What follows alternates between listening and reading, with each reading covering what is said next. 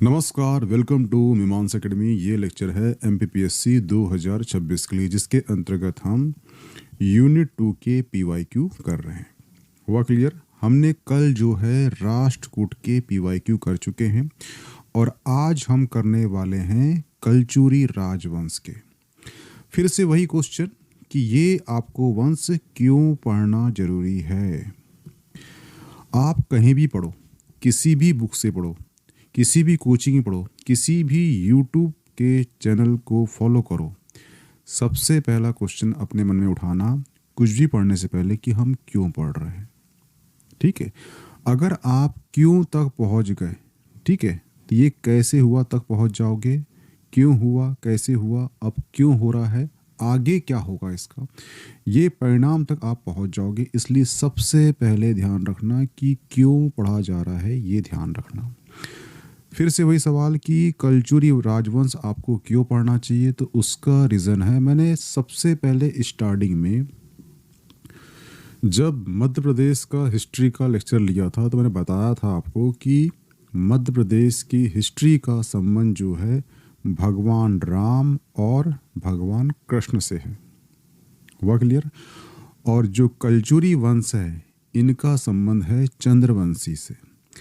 कैसे है समझना। मैंने बताया था कि जो सूर्य है उनके पुत्र हुए हैं विवत्सो मनु। विवत्सो मनु की 9 संतानें, 9 हुए पुत्र, ठीक है, और एक हुई थी पुत्री इला। और जो इला है, इला का विवाह हुआ था पुरुरवा या सोम से। अब ये कौन है? बता चुका हूं मैं कि ब्रह्मा जी के बहुत से मानस पुत्र हैं, जिसमें से एक पुत्र हुए थे ऋषि आत्री। ऋषि आत्री के पुत्र हुए हैं चंद्रमा, और चंद्रमा के पुत्र हुए हैं बुध, और बुध के पुत्र हुए हैं पुरुरवा या सोम। हुआ क्लियर? पुरुरवा या सोम से विवाह हुआ है इला का। ठीक है, हुआ क्लियर?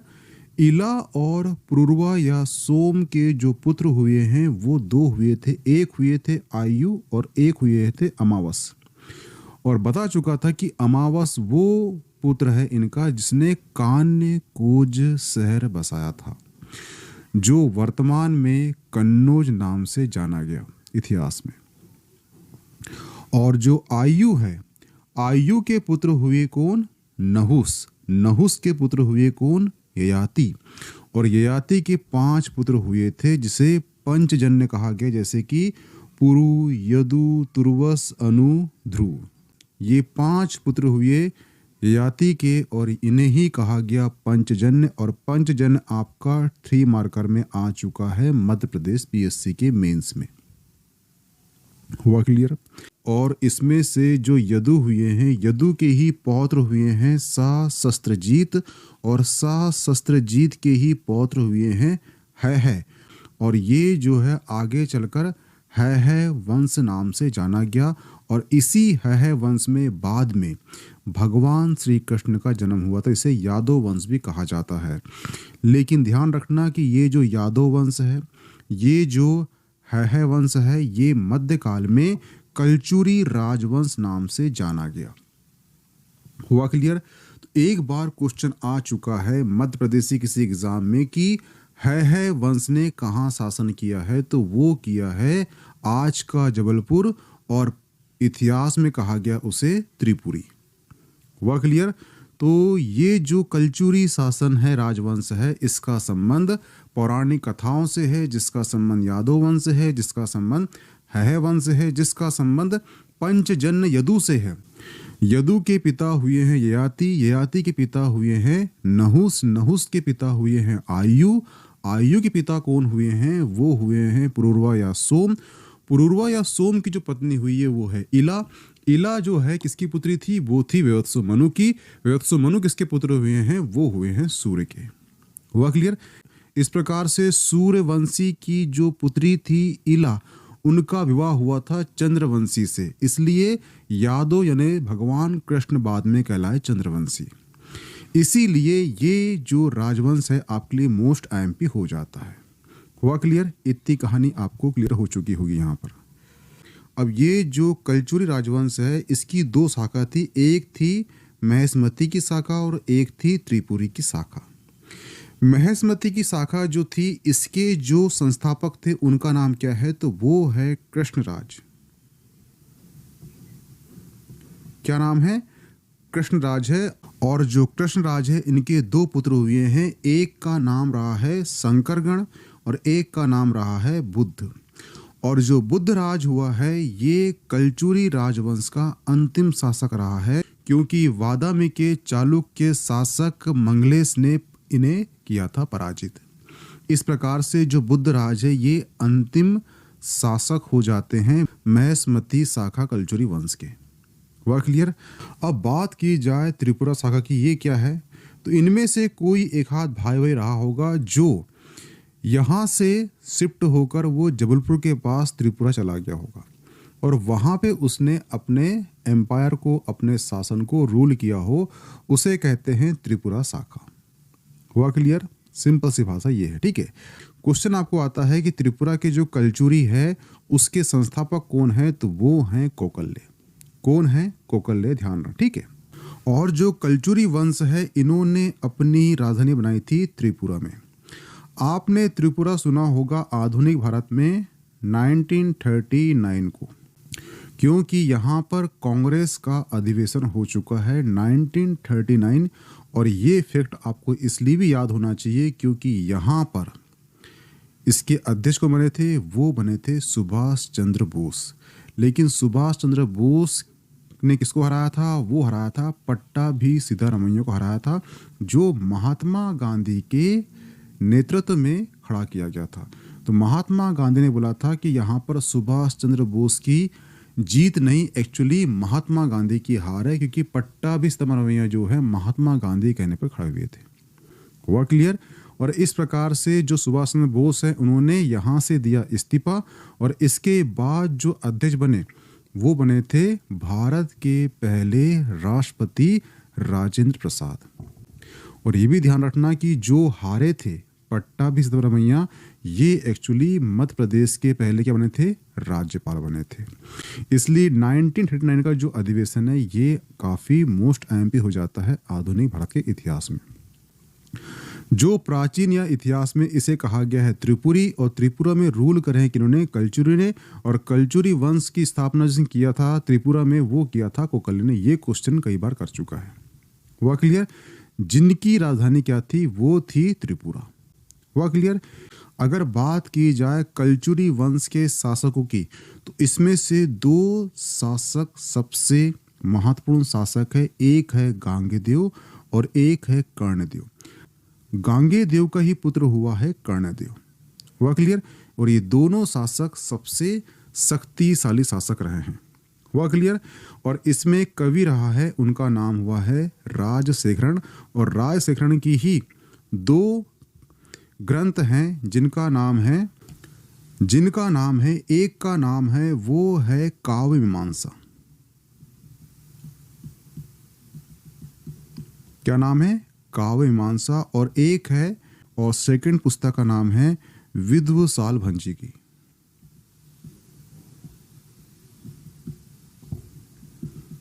भंजी का। ठीक है, और ये दोनों जो पुस्तक है किसकी? राजशेखरण की। इसी दोनों पुस्तक से कलचुरी वंश की जानकारी प्राप्त होती है। हुआ क्लियर? तो आपको ये जो दो पुस्तक है ये याद होना चाहिए। क्यों याद होना चाहिए? क्योंकि कलचुरी वंश के जो शासक हैं उनकी जो जानकारी है उसका दो पुस्तक ही स्रोत है। एक है काव्य मीमांसा और एक है विद्वशाल भंजी की, जो विद्वशाल भंजी का जो राजशेखरण की बुक है और ये इनका दरबारी कवि था। हुआ क्लियर? तो ये तीन फैक्ट आपको यहाँ से बनना चाहिए। अब जो है हम सिंगल राजा पढ़ लेते हैं ताकि वहाँ से क्वेश्चन मिस ना हो। ठीक है, अगर बात की जाए मूल निवास की, तो बता चुका हूँ पूरी कहानी की इनका संबंध पौराणिक कथाओं से हैं। यदु के जो पौत्र हुए हैं, सशस्त्रजीत के जो पुत्र पौत्र हुए हैं वो हुए हैं है और है ही बाद में मध्यकाल में क्या कहलाए? कलचुरी कहलाए। कलचुरियों की दो शाखा बनी हैं, एक बनी है महेशमती की और एक बनी है त्रिपुरा की। महेशमती की जो शाखा थी उसके जो संस्थापक थे वो थे कृष्णराज, और जो त्रिपुरा के शासक थे उनके जो संस्थापक थे वो थे कौन? कोकल्य प्रथम। हुआ क्लियर? इसलिए कोकल्य प्रथम आपको याद होना चाहिए। अगर क्वेश्चन करता है महेशमती कौन थे तो वो थे कृष्णराज, इसलिए ये फैक्ट भी आपको याद होना चाहिए। हुआ क्लियर? ये दोनों कंटेंट कौन कौन से? कोकल्य प्रथम त्रिपुरा और महेशमती के कृष्णराज। हुआ क्लियर? जो कोकल्य प्रथम हुए हैं उनके पुत्र हुए हैं कौन? युवराज प्रथम।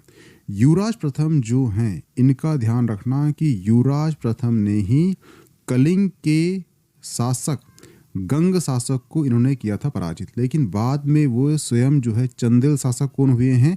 यशोवर्मन। और राष्ट्रकूट शासक हमने कल पढ़ा था कृष्ण तृतीय से ये हुए थे पराजित। लेकिन सबसे मोस्ट आईएमपी फैक्ट ये है कि जो युवराज प्रथम है उनके शासन काल में एक प्रसिद्ध विद्वान रहा है, उसका नाम रहा है राजशेखर। क्या रहा है? राजशेखर। और राजशेखर जो है कन्नौज से छोड़कर ये कहाँ गया था? ये त्रिपुरा आ गया था। हुआ क्लियर? मैं बता चुका हूँ कि कन्नौज क्या है। कन्नौज जो है आयु का भाई हुआ है अमावस। अमावस ने ही कान्य कोज शहर की स्थापना किया था, जिसे इतिहास में कन्नौज नाम से जाना गया। और कन्नौज के लिए पाल, प्रतिहार और राष्ट्रकूट के मध्य तकरीबन 150 वर्षों तक क्या हुआ है? त्रिपक्षीय संघर्ष हुआ है। तो यहाँ पर था राजशेखर, ठीक है, जो युवराज प्रथम के शासनकाल में कहाँ आ गया? वो त्रिपुरा आ गया। और इसने जो है 2 बुक लिखी, एक है काव्य मीमांसा और एक है विदसाल भंजिका। और ये दोनों बुक जो है इससे हमें कलचुरी राजवंश के शासन की जानकारी मिलती है। और ये ध्यान रखना कि जिसके शासनकाल में ये कन्नौज से छोड़कर त्रिपुरा आया था वो था युवराज प्रथम। और युवराज प्रथम को ही इसने विदसाल भंजिका में क्या कहा है? वो कहा है उज्जैनी भुजंग कहा है। ये जो फैक्ट है आपको याद होना चाहिए कि ये क्वेश्चन उसने कर चुका है। वेरी वेरी आईएमपी क्वेश्चन ये आता है कि युवराज प्रथम को उज्जैनी भुजंग किसमें कहा गया है? तो वो कहा गया है विदसाल भंजिका में। विदसाल भंजिका किसकी बुक है? तो वो है राजशेखर की। किसकी है? राजशेखर की बुक है। हुआ क्लियर? अब ये उज्जैनी भुजंग क्या होता है? तो इसका अर्थ होता है उज्जैन का सर्फ या उज्जैन का रक्षक, क्योंकि उन्होंने यानी किसने? युवराज प्रथम ने उज्जैन पर अपना संप्रभुत्व स्थापित किया था, उसे सुरक्षित रखा, जो उनकी शक्ति और प्रभुत्व को दर्शाता है। इसीलिए जो राजशेखर है उसने बुक लिखा कौन सी? विदसाल भंजिका, जिसमें युवराज प्रथम को क्या बोला गया है? उज्जैनी भुजंग कहा गया है। ये क्वेश्चन पूछता है, इसलिए इस पॉइंट को आप ध्यान रखना। हुआ क्लियर? चलते हैं नेक्स्ट में। अब ये ध्यान रखना कि जो युवराज प्रथम हुआ है उसका जो उत्तराधिकारी हुआ है वो हुआ है गांगेदेव। जो गांगेदेव है ये एक्चुअली कर्णदेव का पिता रहा है। जिस प्रकार से कर्णदेव कलचुरी वंश का महान शासक रहा है, उसी प्रकार से गांगेदेव भी कलचुरी वंश का प्रथम या महान शासक रहा है। हुआ क्लियर? जो गांगेदेव का एक ही पॉइंट याद रखना, 2 पॉइंट। एक पॉइंट कौन सा? कि इसने स्वर्ण सिक्के जारी किए थे। कौन से? स्वर्ण सिक्के जारी किए थे। और ये ध्यान रखना कि एक इतिहासकार रहा है, मुस्लिम इतिहासकार, उसका नाम रहा है अल-बरूनी।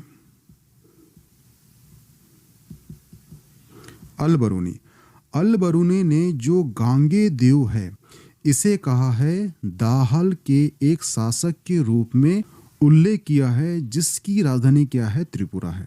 क्वेश्चन आपको यह आ सकता है कि गांगेदेव का उल्लेख किसने किया है? तो वो किया है अल-बरूनी ने किया है, दाहल के शासक। क्योंकि जो त्रिपुरा है ये डाहल देश या दाहल क्षेत्र भी इसे कहते हैं, इसलिए यहाँ पर अल-बरूनी ने दाहल के शासक के रूप में इसे संबोधित किया है। एक्चुअली वो डाहल क्षेत्र था। हुआ क्लियर? कौन सा? त्रिपुरा। जो त्रिपुरा है ये डाहल देश कहलाया, फिर त्रिपुरा कहलाया, वर्तमान में वो कहलाता है जबलपुर। हुआ क्लियर? ये ध्यान रखना, ठीक है। जो नेक्स्ट शासक रहा है वो है लक्ष्मीकर्ण या कर्णदेव। ठीक है, जो गांगे देव का क्या था, पुत्र था, और ये सबसे शक्तिशाली शासक रहा है। किसका? कलचुरी वंश का। हुआ क्लियर? जिसने गुजरात के चालुक्य शासक भीमदेव के साथ मिलकर परमार राजा भोज पर आक्रमण कर दिया और इसी युद्ध में जो परमार भोज थे उनकी मृत्यु हो गई। किंतु आगे युद्ध, लेकिन बाद में क्या हुआ कि जो कर्णदेव और जो भीमदेव थे इनके बीच में मतभेद पैदा हो गया और मतभेद के बीच में इनके बीच में युद्ध हुआ। युद्ध में क्या हुआ कि जो भीमदेव प्रथम है उसने कर्णदेव को पराजित किया। लेकिन ध्यान रखना, जो कर्णदेव है ये इसने आक्रमण कर दिया था कहाँ पर? कलिंग के शासक के ऊपर कर दिया आक्रमण, और जो कलिंग था उसे इसने जीत लिया। इसीलिए उसने एक उपाधि धारण की थी, उसका नाम था त्रिकलिंगापति। ये जो पॉइंट है कौन सा? त्रिकलिंगापति उपाधि धारण की। ये क्वेश्चन करता है कि त्रिकलिंगापति किसकी उपाधि थी? तो वो थी कर्णदेव की। कर्णदेव कौन है? तो ये कलचुरी वंश का महान शासक रहा है जो गंगदेव का पुत्र रहा है। हुआ क्लियर? ठीक है। और इसके बाद ऐसा कोई भी शासक पैदा नहीं हुआ जो कलचुरी राजवंश का विस्तार किया हो। इसके बाद जो शासक हुए हैं वो कमजोर हुए हैं और इसके साथ ही जो कलचुरी राजवंश है उसका पतन आरंभ हो गया। और इस प्रकार से जो कलचुरी वंश का अंतिम शासक था वो था विजय सिंह। तो आई होप कि आपको यहाँ पे समझ में आ चुका होगा कि जो कलचुरी वंश है इनका संबंध यदुवंश से है, यदुवंश का संबंध चंद्रवंश से है। ये कहानी आपको क्लियर हो चुकी होगी। और ये भी ध्यान रखना कि इनकी जो राजधानी थी वो थी त्रिपुरा, और त्रिपुरा में 1939 को हुआ था कांग्रेस का अधिवेशन। इसकी कहानी बता चुका हूँ मैं। ठीक है, अब कर लेते हैं क्वेश्चन जो इस टॉपिक से आए हैं। क्वेश्चन है कि त्रिपुरा में किस राजा ने कलचुरी राजवंश की स्थापना की थी?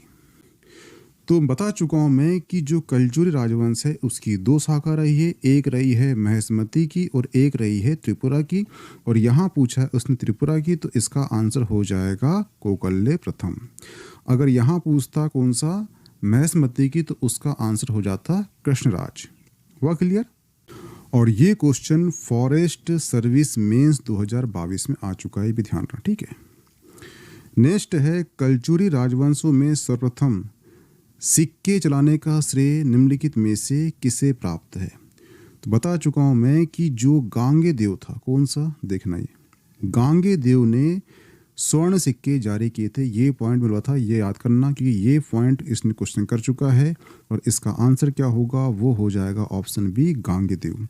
और जो गांगे देव है इसका उल्लेख किसने किया है? वो किया है अल बरूनी ने। क्या किया है कि डाहल देश का जो शासक रहा है वो गांगेदेव रहा है, जिसकी जो राजधानी रही है वो त्रिपुरा रही है। किसने कहा, उल्लेख किया है? अल बरूनी ने किया है। तो ये भी आपको याद होना चाहिए।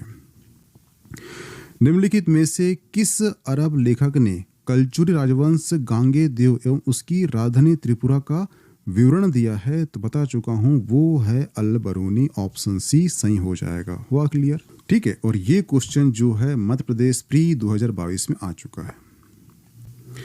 प्राचीन काल में दाहल या डाहल का क्षेत्र पर स्थित था। तो ये क्या है? प्राचीन काल में जो डाहल या दाहल क्षेत्र था ये एक्चुअली था जबलपुर। हुआ क्लियर? और अल बरूनी ने अपनी किताब में इसका जो उल्लेख किया है वो दाहल क्षेत्र से किया है, जिसकी राजधानी त्रिपुरा रही है। इसका शासक गांगे देव रहा है। किसने कहा है? ये अल बरूनी ने कहा है। और त्रिपुरा में ही 1939 को हुआ था कांग्रेस अधिवेशन। और इस अधिवेशन की पूरी कहानी बता चुका हूं मैं आपको। ठीक है, तो ये अधिवेशन आपको याद होना चाहिए, प्लस 3 नाम होना चाहिए, 4 नाम। महात्मा गांधी, सुभाष चंद्र बोस, पट्टाभी सिद्धरामैया और डॉक्टर राजेंद्र प्रसाद। उज्जैनी भुजंग किस कलचुरी शासक को कहा गया है? ये कहा गया है युवराज देव को। ऑप्शन ए सही हो जाएगा। मैंने बता चुका हूं कि जो युवराज देव है, ठीक है, उनको जो है राजशेखर ने, किसने? राजशेखर ने अपनी पुस्तक विदसाल भंजिका में उज्जैनी भुजंग कहा था, क्योंकि इसने मालवा क्षेत्र पर विजय प्राप्त कर ली थी, इसलिए। हुआ क्लियर? और राजशेखर जो है ये कन्नौज से त्रिपुरा जो है युवराज प्रथम के शासनकाल में आया था, इसीलिए ये किसका उल्लेख करेगा? ये करेगा युवराज प्रथम का। और क्या कहेगा? उज्जैनी भुजंग। क्यों कहेगा? क्योंकि इन्होंने मालवा क्षेत्र पर विजय प्राप्त कर ली थी, इसलिए। हुआ क्लियर? ये ध्यान रखना। फिर से वही क्वेश्चन, किस कलचुरी नरेश को उज्जैनी भुजंग कहा गया? तो इसका आंसर आप जानते हो, ऑप्शन डी, युवराज देव प्रथम आय या क्यूवर वर्ष आय, ये दोनों नाम जो है युवराज देव प्रथम के हैं। हुआ क्लियर? नेक्स्ट क्वेश्चन है, विदसाल भंजिका के लेखक कौन है? तो बता चुका हूं कि राजशेखर ने विदसाल भंजिका में जो युवराज देव प्रथम को क्या कहा है? वो कहा है उज्जैनी भुजंग कहा है, इसलिए इसका आंसर क्या हो जाएगा? वो हो जाएगा ऑप्शन डी, राजशेखर। हुआ क्लियर? ये ध्यान रखना, ठीक है। इनकी और एक बुक है, वो है कर्पूर मंजरी और काव्यमीमांसा। इनकी जो बुक है ध्यान रखना, ठीक है। एक बुक कौन सी है? तो वो बुक कौन सी है? वो है बाल रामायण। बाल रामायण, ठीक है। दूसरी बुक कौन सी है? वो है बाल भारत, ठीक है। तीसरी बुक कौन सी है? वो है विदसाल भंजिका, ये तो है, ठीक है। चौथी कौन सी है? वो है कर्पूर मंजरी।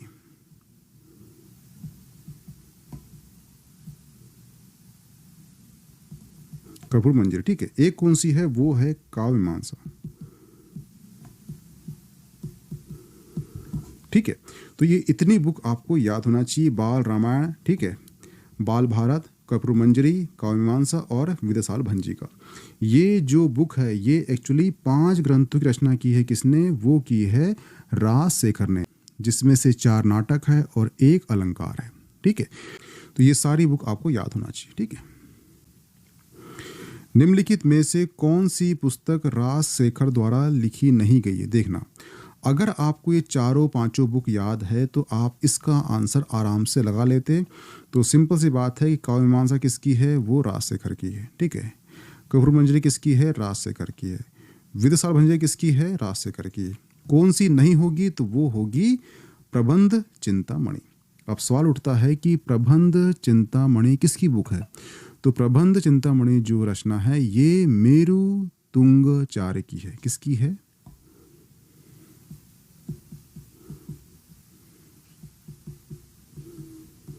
मेरु तुंगाचार्य की, ठीक है। तो ये भी नाम आपको याद होना चाहिए कि प्रबंध चिंतामणि किसकी है? वो है मेरु तुंगाचार्य की बुक है। और जो ये बुक है इसमें 14वीं शताब्दी के जो राजनीतिक सांस्कृतिक जीवन पर प्रकाश डाला गया। हुआ क्लियर? ये क्वेश्चन जो है मध्य प्रदेश प्री 2025 में आ चुका है। ये ध्यान रखना कि ये इसके बारे में क्यों कर रहा है इतना क्वेश्चन। वो इसलिए कर रहा है कि इसकी 2 बुक है, वो है काव्यमीमांसा और विदसाल भंजिका। इन दोनों बुक से कलचुरी राजवंश के इतिहास की जानकारी प्राप्त हो रही है। इसलिए ये जो बंदा है कौन? कवि राजशेखर, ये महत्वपूर्ण स्थान रखता है कलचुरी राजवंश के इतिहास में। इसलिए इसके बारे में आपको कम से कम इतने याद होना चाहिए कि ये कन्नौज से त्रिपुरा आया युवराज देव के शासनकाल में। विदसाल भंजिका लिखा, उसमें उज्जैनी भुजंग कहा गया युवराज देव को। और इसकी 5 ग्रंथ है या बुक है, बाल रामायण, बाल भारत, कर्पूर मंजरी, काव्यमीमांसा और विदसाल भंजिका। ये चारों पांचों बुक आपको याद होना चाहिए। इतना महत्वपूर्ण रखता है तो ये 2 मार्कर में पूछ सकता है, इसलिए 2 मार्कर की दृष्टि से आपको ये याद होना चाहिए, ठीक है। अगर आपसे पूछता है राजशेखर 2 मार्कर में, क्या लिखोगे आप? कलचुरी शासक युवराज देव के दरबार का प्रसिद्ध कवि राजशेखर, पहला पॉइंट। दूसरा, 2 महत्वपूर्ण ग्रंथ है काव्यमीमांसा और विदसाल भंजिका, जिसमें कलचुरी के इतिहास की जानकारी प्राप्त होती है, ठीक है। और तीसरा पॉइंट, इनकी कुछ अन्य रचना है, वो है बाल रामायण, बाल भारत और कर्पूर मंजरी। हुआ क्लियर? ठीक है। तो ये 3 पॉइंट काफ़ी है। अगर आपको लगता है तो उज्जैनी भुजंग आप डाल सकते हो, ठीक है। बाकी उतना स्पेस होता नहीं है, ठीक है, ध्यान रखना, ठीक है इस चीज़ का। कन्नौज के गुर्जर प्रतिहारों का मूल स्थान कौन सा है? तो कन्नौज के गुर्जर प्रतिहारों का मूल स्थान कौन सा है? तो वो है उज्जैन। हुआ क्लियर? जो पुष्य भूति वंश के पतन के बाद उत्तर भारत में सत्ता का जो स्थानांतर हुआ था उससे उत्पन्न हुए थे गुर्जर प्रतिहार राजवंश। और इस प्रकार से जहाँ पर एक क्वेश्चन किया था कि पुष्य भूति वंश के जो पूर्वज है ये कहाँ के थे, तो ये उज्जैन के थे। अब सिंपल सी बात है, उसके बाद जो है उत्तर भारत में सत्ता संभाल ली किसने, वो संभाल लिया गुर्जर प्रतिहार वंश ने। इसलिए जो गुर्जर प्रतिहार है इनका जो मूल स्थान क्या हो गया, वो हो गया अपना कौन सा, उज्जैन। और यहाँ पे जो प्रतिहार शब्द का उल्लेख किया गया है ये संस्कृत शब्द है जिसका मतलब होता है द्वारपाल। और इनके जो पितृपुरुष थे वो थे ब्राह्मण हरिश्चंद्र, जिनका संबंध जो है उज्जैन से रहा है। हुआ क्लियर। इसलिए कन्नौज के गुर्जर प्रतिहार राजवंश का जो मूल स्थान था वो था उज्जैन यानी अवंती से। हुआ क्लियर। तो इसका आंसर क्या जाएगा, ऑप्शन ए हो जाएगा। तो यहाँ पे जो है कलचुरी राजवंश इतने क्वेश्चन आ चुके थे, वो जितने क्वेश्चन आने की संभावना है वो सभी हम डिस्कस कर चुके हैं। इसकी जो पीडीएफ है ये आपको मिल जाएगी मीमांसा एकेडमी के टेलीग्राम ग्रुप में, तो प्लीज ज्वाइन कर लीजिए। ओके थैंक्स, मिलते हैं नेक्स्ट टॉपिक में।